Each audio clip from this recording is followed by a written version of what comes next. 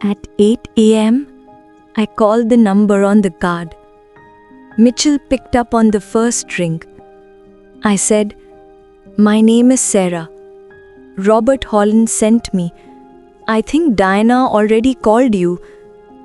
He said, "Yes, she did. I've been expecting you, Sarah. Are you somewhere you can talk?" I said yes. He said, "Robert came to me 18 months ago. He drafted a second will, an irrevocable trust.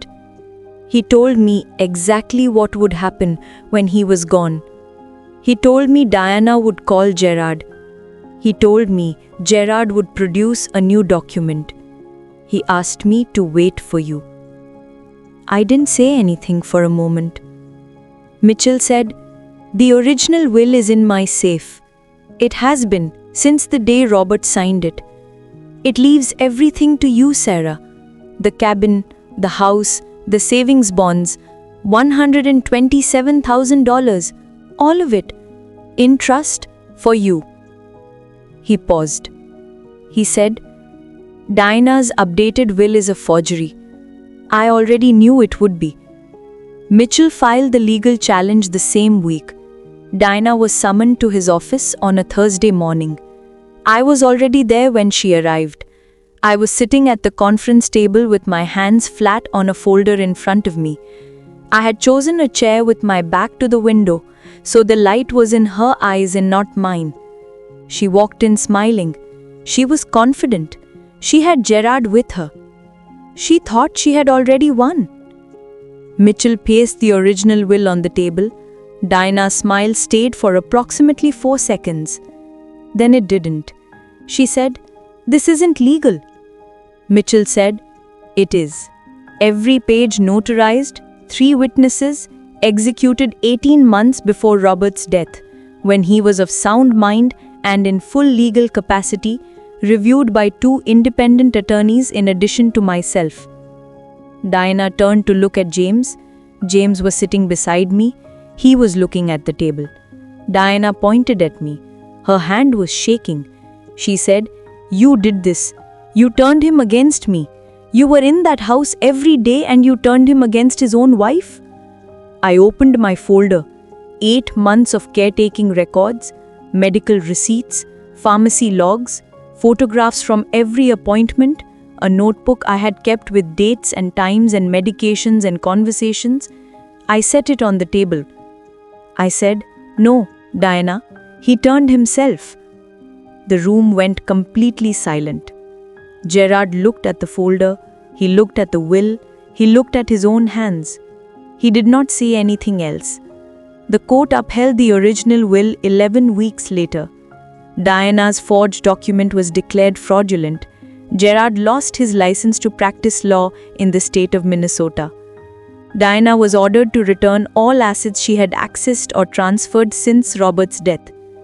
The house in Stillwater was returned to the trust. The lake cabin was returned to the trust. The savings bonds, $127,000, were returned to the trust. Sole beneficiary, Sarah Holland. James called me the evening the ruling came through.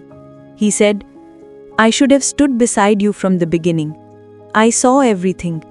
I saw what you did for him. I saw what she did to you. I am sorry, Sarah. I am sorry." I didn't say a word. I told him I heard him. I didn't tell him it was enough. It wasn't enough, but I heard him. Diana moved out of the family home in March. She moved to Phoenix to stay with her sister. She did not call. She did not write. There was nothing left to say. The judge stamped the final paperwork on a Thursday, the same day of the week that Robert had passed. I don't think that was an accident. I drove to the house that afternoon. I walked through every room. The house was quiet, and it was mine, and I stood in it for a long time. Then I went to the garage. I lifted Robert's toolbox off the shelf. I carried it to the kitchen counter. I set it down where Diana had set her envelope 14 months before. The blue envelope was still inside, taped to the lid, right where he had left it. I didn't take it out.